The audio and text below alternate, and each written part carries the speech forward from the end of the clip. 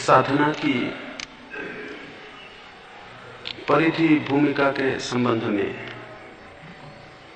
हमने 2 चरणों पर बातें की, शरीर शुद्धि और विचार शुद्धि। शरीर और विचार से भी गहरा तल भावनाओं का है। भाव की शुद्धि सर्वाधिक महत्वपूर्ण तत्व है। परिधि के भूमिका और साधना में शरीर और विचार दोनों से ज्यादा भाव की शुद्धि की उपयोगिता है। ये इसलिए कि मनुष्य विचार से बहुत कम जीता है, मनुष्य भाव से ज्यादा जीता है। ये कहा जाता है कि मनुष्य एक रैशनल एनिमल है, एक बौद्धिक प्राणी है। ये बात उतनी सच नहीं है। आप अपने जीवन में विचार करके बहुत कुछ नहीं करते हैं। आप अधिक जो करते हैं वो भाव से प्रभावित होता है। आप जो घृणा करते हैं, आप जो क्रोध करते हैं, आप जो प्रेम करते हैं, वो सब भावनाओं से संबंधित होता है, विचारों से संबंधित नहीं। जीवन की अधिकतर चर्या भाव के जगत से उद्भूत होती है, विचार के जगत से नहीं। इसलिए ये भी आपने देखा होगा कि आप विचार कुछ करते हैं लेकिन समय पर काम कुछ और कर जाते हैं। उसका कारण विचार और भाव में भिन्न होना होता है। आप तय करते हैं कि मैं क्रोध नहीं करूंगा, आप विचार करते हैं कि क्रोध बुरा है, लेकिन जब क्रोध आपको पकड़ता है तो आपका विचार एक तरफ पड़ा रह जाता है और क्रोध हो जाता है। जब तक भाव के जगत में परिवर्तन न हो, केवल विचार के जगत में सोच विचार से कोई क्रांति जीवन में नहीं होती है। इसलिए बहुत आधारभूत परिधि साधना में जो सबसे आधारभूत बिंदु है वो भावनाओं का है, वो भावों का है। भाव की शुद्धि या शुद्ध भावों का प्रवर्तन कैसे हो, इस संबंध में आज सुबह हम विचार करें।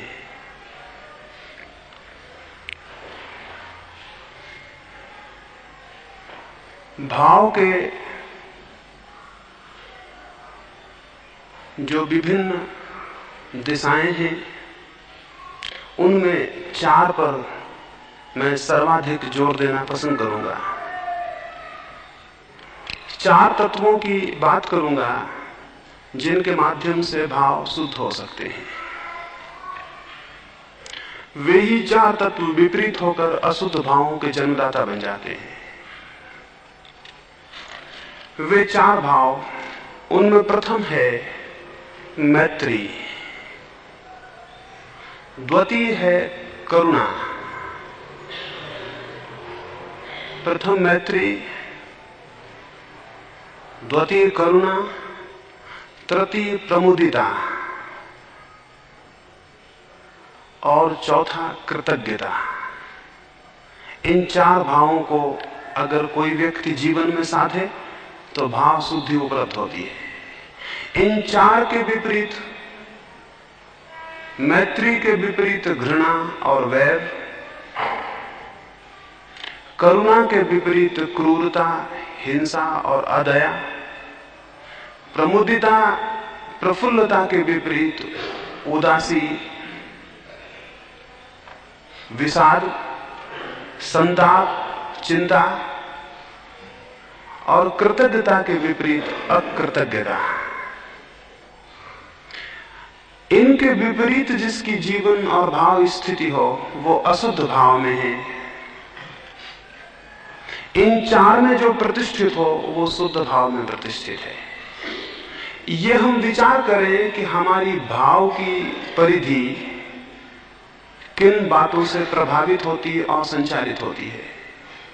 क्या हमारे जीवन में मैत्री की जगह वैमनस्य ज्यादा प्रमुख है? क्या हम मैत्री की बजाय दुश्मनी से, शत्रुता से ज्यादा संचालित होते हैं? क्या हम ज्यादा प्रभावित होते हैं? क्या हम ज्यादा सक्रिय हो जाते हैं? क्या हमारे भीतर शक्ति का उद्भव ज्यादा होता है? जैसा मैंने पीछे कहा, क्रोध में शक्ति है लेकिन मैत्री में भी शक्ति है। और जो केवल क्रोध की ही शक्ति को पैदा करना जानता है वो जीवन के बहुत बड़े हिस्से से वंचित है। जिसने मैत्री की शक्ति को जगाना नहीं जाना, जो केवल शत्रुता में ही शक्तिमान होता है और मैत्री की अवस्था में शिथिल हो जाता है। यह आपको पता होगा, दुनिया के सारे राष्ट्र शांति के दिनों में कमजोर हो जाते हैं और युद्ध के दिनों में शक्तिशाली हो जाते हैं। क्यों? क्योंकि मैत्री की शक्ति पैदा करना हमें पता नहीं है। शांति हमारे लिए शक्ति नहीं है, अशक्ति है। और यही वजह है कि भारत जैसे मुल्क जिन्होंने शांति की बहुत चर्चा की, प्रेम की बहुत चर्चा की, वो शक्तिहीन हो गए। क्योंकि शक्ति पैदा करने का सामान्यतः एक ही रास्ता है, शत्रुता। हिटलर ने अपनी आत्मकथा में लिखा है, अगर किसी राष्ट्र को शक्तिमान बनाना है तो या तो सच्चे दुश्मन या झूठे दुश्मन पैदा करो। अपने मुल्क को समझाओ कि दुश्मन आसपास है, चाहे वो ना हो। और जब उनको ये बोध होगा कि दुश्मन आसपास है, शक्ति का और ऊर्जा का जन्म होगा। इसलिए हिटलर ने बिल्कुल झूठे दुश्मन खड़े किए, यहूदी, जिनसे कोई मतलब ना था। और 10 वर्ष उसने प्रचार किया और सारे मुल्क को समझा दिया कि यहूदी दुश्मन है और इससे बचाव करना है, और शक्ति पैदा हो गई। जर्मनी की सारी शक्ति वैमनस्य से पैदा हुई, जापान की सारी शक्ति वैमनस्य से पैदा हुई। आज सोवियत रूस की या अमेरिका की सारी शक्ति वैमनस्य पर है। अभी तक मनुष्य का इतिहास केवल शत्रुता की शक्ति को पैदा करना जानता है, मित्रता की शक्ति का हमें पता नहीं। महावीर और बुद्ध ने और क्राइस्ट ने मित्रता की शक्ति के पहली बुनियादें रखी हैं। और उन्होंने जो कहा अहिंसा शक्ति है, या क्राइस्ट ने कहा कि प्रेम शक्ति है, या बुद्ध ने कहा कि करुणा शक्ति है, यह हम सुनते हैं लेकिन हमें पता नहीं। तो मैं आपको कहूं, अपने जीवन में विचार करें, आप कब शक्तिशाली अनुभव करते हैं? जब आप किसी से शत्रुता में होते हैं तब, या जब आप किसी के प्रति शांत प्रेम से भरे होते हैं तब? तो आपको ज्ञात होगा, आप शत्रुता की स्थिति में शक्तिशाली होते हैं, और जब आप शांत अवेयर की स्थिति में होते हैं तो आप अशक्त और कमजोर हो जाते हैं। इसका अर्थ है कि आप एक अशुद्ध भाव से प्रभावित होते हैं। ये अशुद्ध भाव की जितनी प्रगाढ़ता हमारे भीतर होगी, उतना हम भीतर प्रवेश नहीं कर सकेंगे। क्यों भीतर प्रवेश नहीं कर सकेंगे? इसको बड़ा महत्वपूर्ण है ये बिंदु समझ लेना। शत्रुता हमेशा बहिर केंद्रित होती है, यानी कोई व्यक्ति बाहर होता है उससे शत्रुता होती है। अगर बाहर कोई व्यक्ति ना हो तो आप में शत्रुता नहीं हो सकती। और मैं आपको ये कहूं, प्रेम बहिर केंद्रित नहीं होता है। अगर बाहर कोई भी ना हो तो भी भीतर प्रेम हो सकता है। प्रेम अंतः केंद्रित होता है, मैत्री अंतः केंद्रित होती है, शत्रुता परतः केंद्रित होती है, वो दूसरे से संबंधित होती है।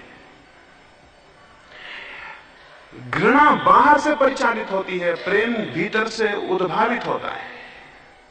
प्रेम के झरने भीतर से बहते हैं, घृणा की प्रतिक्रिया बाहर से पैदा होती है। अशुद्ध भाव बाहर से परिचालित होते हैं, शुद्ध भाव भीतर से बहते हैं। अशुद्ध और शुद्ध भाव के भेद को, जो भाव बाहर से परिचालित होते हैं वे शुद्ध नहीं हैं, तो वो प्रेम, वो पैशन जिसको हम प्रेम कहते हैं, शुद्ध नहीं है, क्योंकि वो बाहर से परिचालित है। वही प्रेम शुद्ध है जो भीतर से प्रवाहित है, बाहर से परिचालित नहीं। इसलिए हम अपने मुल्क में प्रेम को और मोह को अलग कर देते हैं। पैशन को, वासना को और प्रेम को हम अलग कर देते हैं। वासना बाहर से परिचालित है। बुद्ध के या महावीर के हृदय में वासना तो नहीं है लेकिन प्रेम है। क्राइस्ट एक गांव से निकलते थे, दोपहर थी घनी और वे काफी थके मांदे थे और धूप बहुत तेज थी। वे एक बगीचे में एक दरख्त के नीचे विश्राम करने को रुके। वो भवन और वो बगीचा एक वेश्या का था। उस वेश्या ने क्राइस्ट को उस दरख्त के नीचे विश्राम करते देखा है। ऐसा व्यक्ति कभी उसके बगीचे में विश्राम नहीं किया था और ऐसे व्यक्ति को कभी उसने देखा नहीं था। उसने बहुत सुंदर लोग देखे थे, उसने बहुत स्वस्थ लोग देखे थे, लेकिन ये सौंदर्य कुछ और था और ये स्वास्थ्य कुछ और था। वो आकर्षित, बंधी हुई, कब उस दरख्त के पास आ गई उसे पता नहीं चला। वो जब पास आके क्राइस्ट को देखने लगी, उनकी आंख खुली, वो उठ को जाने को हुए। क्राइस्ट ने उसे धन्यवाद दिया कि धन्यवाद इस छाया के लिए जो तुम्हारे इस दरख्त ने मुझे दी, अब मैं जाऊं और मेरा रास्ता लंबा है। उस वेश्या ने कहा, 2 क्षण को अगर मेरे भवन के भीतर ना गए तो मेरे मन का बहुत अपमान होगा, 2 क्षण रुको। और उस वेश्या ने कहा, यह पहला मौका है कि मैं किसी को आमंत्रित कर रही हूं। लोग मेरे द्वार आते हैं और वापस लौटा दिए जाते हैं। यह पहला मौका है जीवन में मैं किसी को आमंत्रित कर रही हूं। क्राइस्ट ने कहा, तुमने कहा तो समझो कि मैं आ ही गया, लेकिन रास्ता मेरा लंबा है, मुझे जाने दो। क्राइस्ट ने कहा, तुमने कहा तो समझो कि मैं आ ही गया। उस वेश्या ने कहा, इससे मुझे बड़ी पीड़ा होगी। इसका अर्थ होगा आप इतना भी प्रेम नहीं दिखा सकते कि मेरे भवन में भीतर चल सके। क्राइस्ट ने कहा, स्मरण रखना, मैं अकेला आदमी हूं जो तुम्हें प्रेम कर सकता है, और जितने लोग तुम्हारे द्वार आए वो कोई प्रेम नहीं करते। क्राइस्ट ने कहा, मैं अकेला आदमी हूं जो तुम्हें प्रेम कर सकता है, और जो तुम्हारे द्वार आए वो तुम्हें कोई प्रेम नहीं करते, क्योंकि उनके पास प्रेम नहीं है। वे तुम्हारे कारण आए हैं और मेरे भीतर प्रेम है। प्रेम दिए के प्रकाश की भांति है। अगर कोई भी यहां ना हो तो प्रकाश सूने में गिरता रहेगा, और कोई निकलेगा तो उस पर पड़ जाएगा। और वासना और मोह प्रकाश की भांति नहीं है। वे किसी से प्रभावित होंगे तो खींचते हैं। इसलिए वासना एक तनाव है, एक टेंशन है। प्रेम तनाव नहीं है। प्रेम में कोई तनाव नहीं है। प्रेम अत्यंत शांत स्थिति है। अशुद्ध भाव वे हैं जो बाहर से प्रभावित होते हैं। अशुद्ध भाव वे हैं जिनकी तरंगें बाहर की हवाएं आप में पैदा करती हैं, और शुद्ध भाव वे हैं जो आपसे निकलते हैं, बाहर की हवाएं जिन्हें प्रभावित नहीं करती।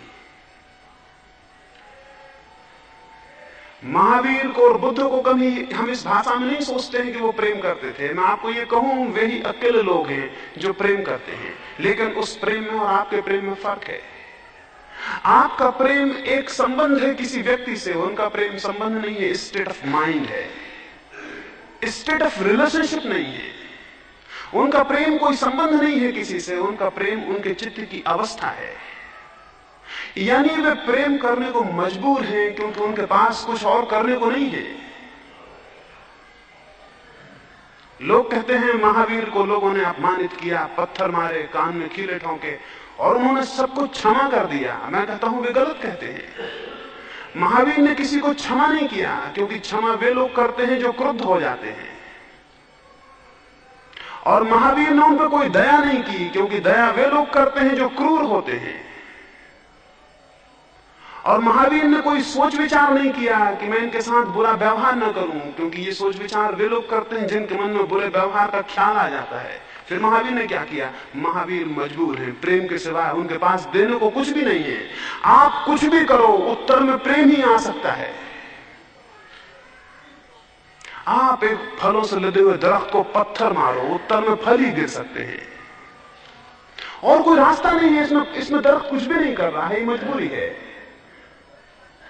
और आप जल से भरे हुए झरने में कैसी ही बाल्टियां फेंको, वे गंदी हो या सुंदर हो या स्वर्ण की हो या लोहे की हो, इसके सिवाय कोई रास्ता नहीं है कि झरना आपको पानी दे दे।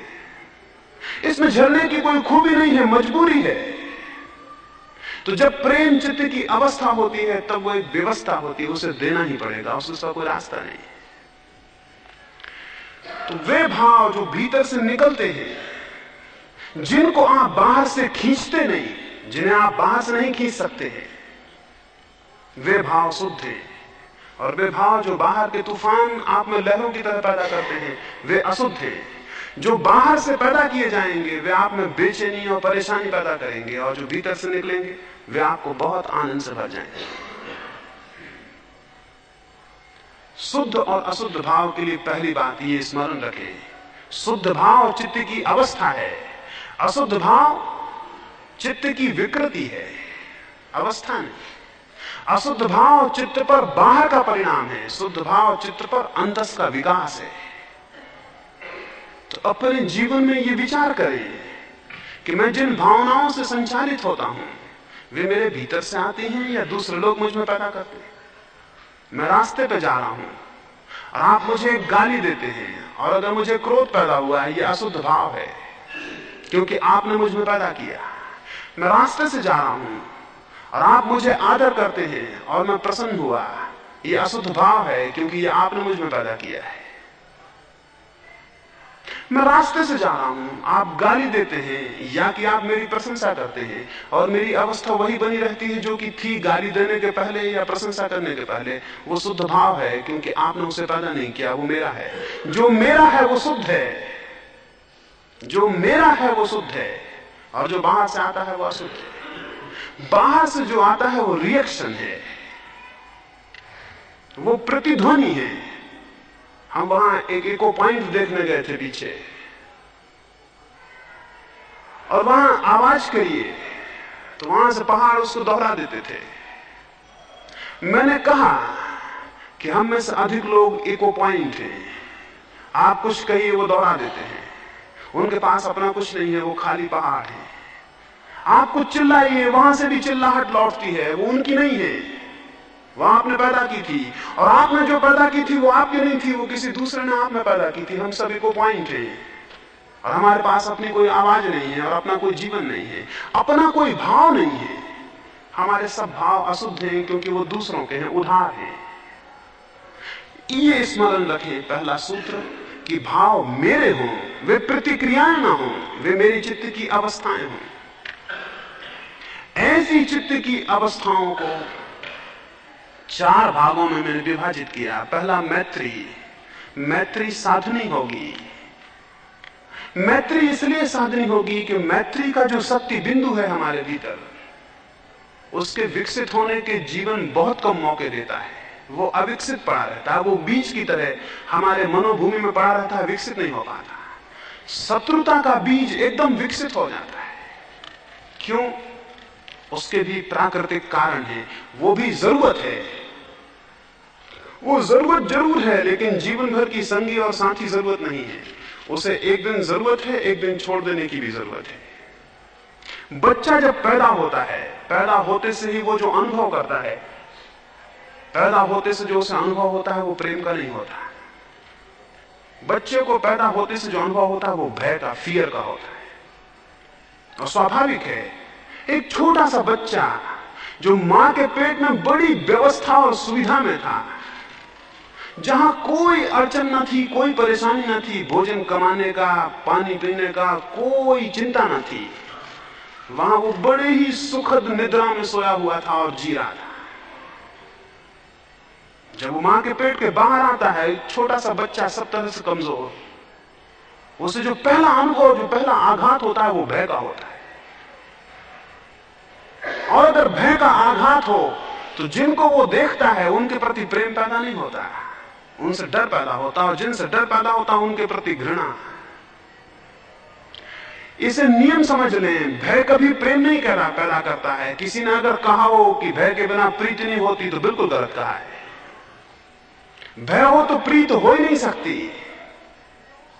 भय में कभी प्रीत नहीं होती, और ऊपर से प्रीति अगर दिखाई भी जाए तो भीतर अप्रीति होती है। इस दुनिया में जितनी प्रीति हम देखते हैं वो अधिकतर भय पर खड़ी हुई है, और भय पर जो प्रीति खड़ी हुई है वो झूठी है। इसलिए ऊपर से प्रीति रहती है, भीतर से घृणा सरकती रहती है। हम जिन जिन को प्रेम करते हैं उन्हीं को घृणा भी करते हैं, क्योंकि प्रीत ऊपर होती है, घृणा नीचे होती है, क्योंकि हम उनसे भयभीत होते हैं। स्मरण रखें, जो व्यक्ति किसी को भयभीत कर रहा है वो अपने प्रेम पाने के अवसर खो रहा है। अगर पिता अपने पुत्र को भयभीत कर रहा है, वो उसके प्रेम को नहीं पा सकेगा। अगर पति अपनी पत्नी को भयभीत कर रहा है, वो उसके प्रेम को नहीं पा सकेगा। वो प्रेम का अभिनय पा सकता है, प्रेम नहीं पा सकेगा, क्योंकि प्रेम केवल अभय में विकसित होता है, भय में विकसित नहीं होता है। बच्चे का जैसे जन्म होता है वो भय को अनुभव करता है, और इसलिए उसकी शत्रुता के बिंदु तो सक्रिय हो जाते हैं, प्रेम के बिंदु सक्रिय नहीं हो पाते। प्रेम के बिंदु अधिकतर लोगों के जीवन भर बिना सक्रिय हुए ही समाप्त हो जाते हैं, क्योंकि जीवन का कोई मौका नहीं देता। जिसे आप प्रेम करके जानते हैं वो भी प्रेम नहीं है, वो भी केवल काम वासना है। वो भी केवल काम वासना है, वो भी प्रेम नहीं है। प्रेम तो केवल साधना से विकसित होता है।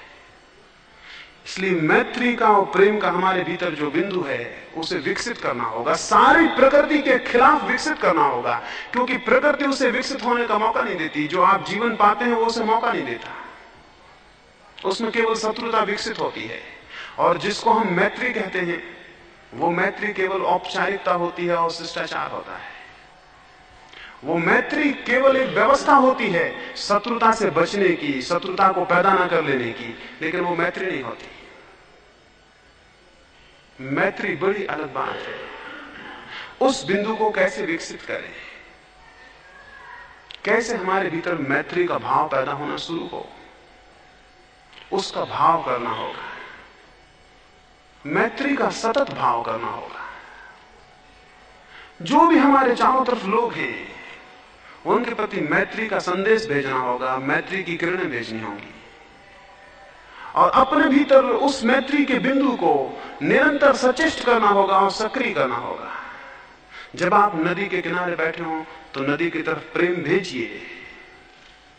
इसलिए नदी का नाम ले रहा हूं कि किसी आदमी की तरफ प्रेम भेजने में थोड़ी दिक्कत हो सकती है। एक दरख्त के प्रति प्रेम भेजिए, इसलिए दरख्त की बात कह रहा हूं कि एक आदमी की तरफ भेजने में थोड़ी कठिनाई हो सकती है। सबसे पहले प्रकृति की तरफ प्रेम भेजिए। प्रेम का बिंदु सबसे पहले प्रकृति की तरफ विकसित हो सकता है। क्यों? क्योंकि प्रकृति आप पर कोई चोट नहीं कर रही है।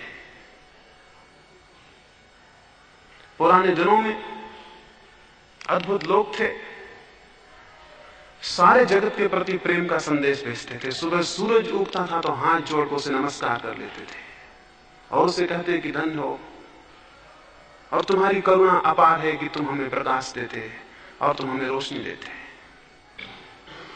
ये पूजा कोई पैगनिज्म नहीं था, ये पूजा कोई नासमझी नहीं थी। इसमें अर्थ थे, इसमें बड़े अर्थ थे।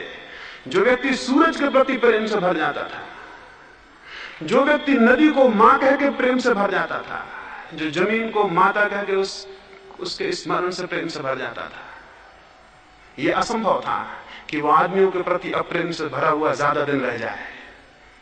यह असंभव है। अद्भुत लोग थे, उन्होंने सारी प्रकृति की तरफ प्रेम के संदेश भेजे थे और सब तरफ पूजा और प्रेम और भक्ति को विकसित किया था। जरूरत है इसकी, अगर प्रेम का अंकुर भीतर पैदा करना है तो सबसे पहले उसका संदेश प्रकृति की तरफ भेजना होगा।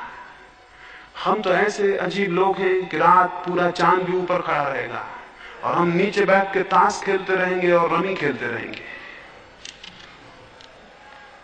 और हम हिसाब किताब लगाते रहेंगे कि 1 रुपया हार गए हैं या 1 रुपया जीत गए हैं, और चांद ऊपर खड़ा रहेगा और प्रेम का एक इतना अद्भुत अवसर व्यर्थ हो जाएगा। चांद आपके उस केंद्र को जगा सकता था। अगर चांद के पास 2 क्षण मंत्रमुग्ध बैठ के आपने प्रेम का संदेश भेजा होता तो उसकी किरणों ने आपके भीतर कोई सक्रिय कर दिया होता, कोई तत्व, और आप प्रेम से भर गए होते। चारों तरफ मौके हैं, चारों तरफ मौके हैं। पूरी प्रकृति बहुत अद्भुत चीजों से भरी हुई है, उनके तरफ प्रेम करिए और प्रेम का कोई भी मौका आ जाए उसे खाली मत जाने दीजिए, उसका उपयोग कर लीजिए। उसका उपयोग इसलिए कि अगर रास्ते से आप जा रहे हैं और एक पत्थर पड़ा है तो उसे हटा दीजिए। ये बिल्कुल मुफ्त में मिला हुआ उपयोग है जो आपके जीवन को बदल देगा। ये बिल्कुल सस्ता सा काम है। इससे सस्ती और साधना क्या होगी कि आप रास्ते से निकले हैं और एक पत्थर पड़ा था और आपने उठा के उसे किनारे रख दिया है। न मालूम कौन अपरिचित वहां से निकलेगा और न मालूम कौन अपरिचित उस पत्थर में चोट खाएगा। आपने प्रेम का एक कृत्य किया है। मैं आपको इसलिए कह रहा हूं, बड़ी छोटी छोटी बातें जिंदगी में प्रेम के तत्व को विकसित करती हैं। बहुत छोटी छोटी बातें। एक रास्ते पर एक बच्चा रो रहा है, आप चले जाते हैं, आप खड़े होकर 2 क्षण उसके आंसू नहीं पहुंच सकते।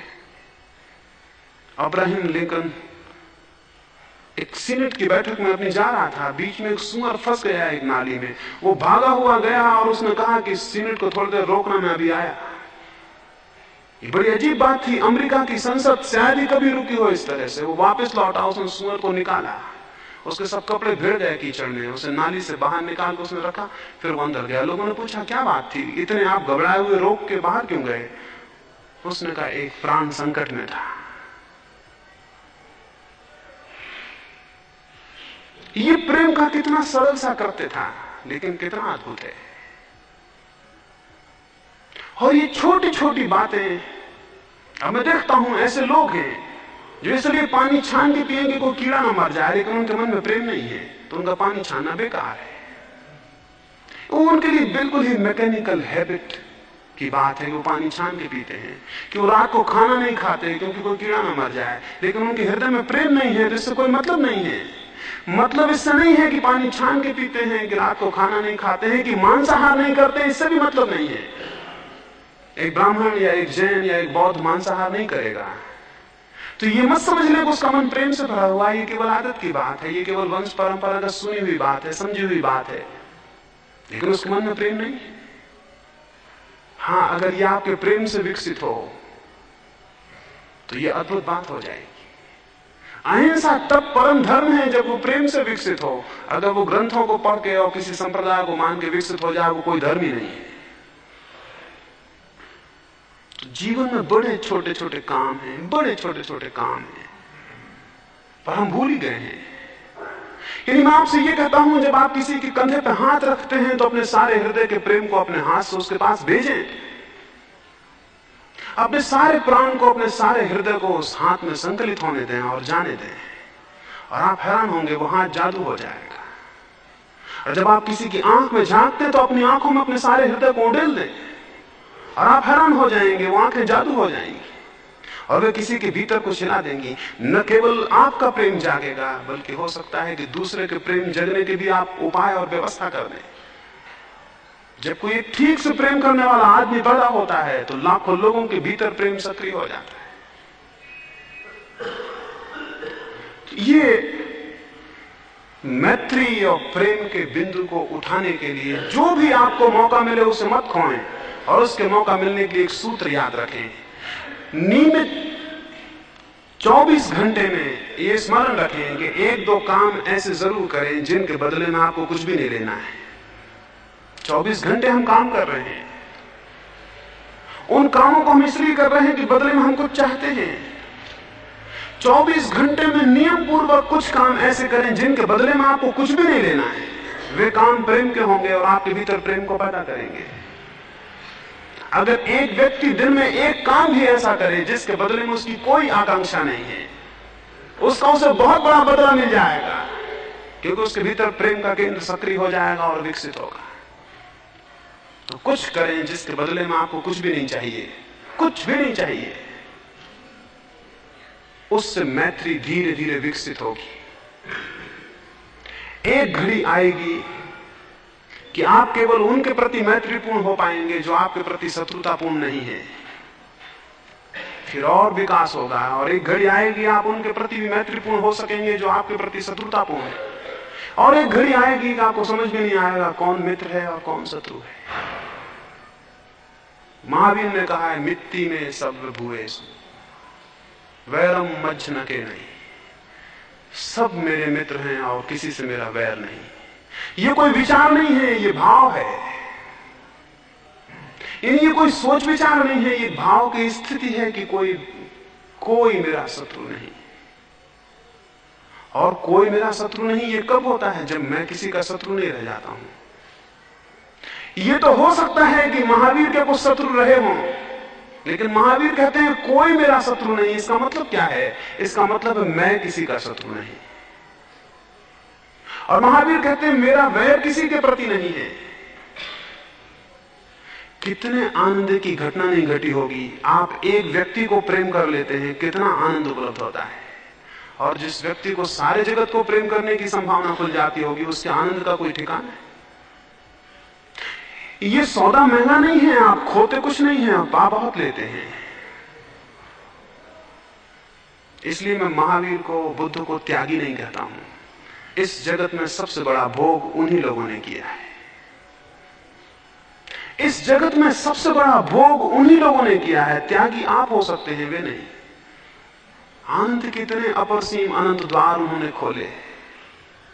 इस जगत में जो भी श्रेष्ठतम था, जो भी सुंदर था, जो भी शुभ था, सबको उन्होंने पिया और जाना। और आप क्या जान रहे हैं? सिवाय जहर के आप कुछ भी नहीं जान रहे हैं। और उन्होंने अमृत को जाना। तो मैं आपको यह कहूं कि प्रेम की वो अंतिम चरम घड़ी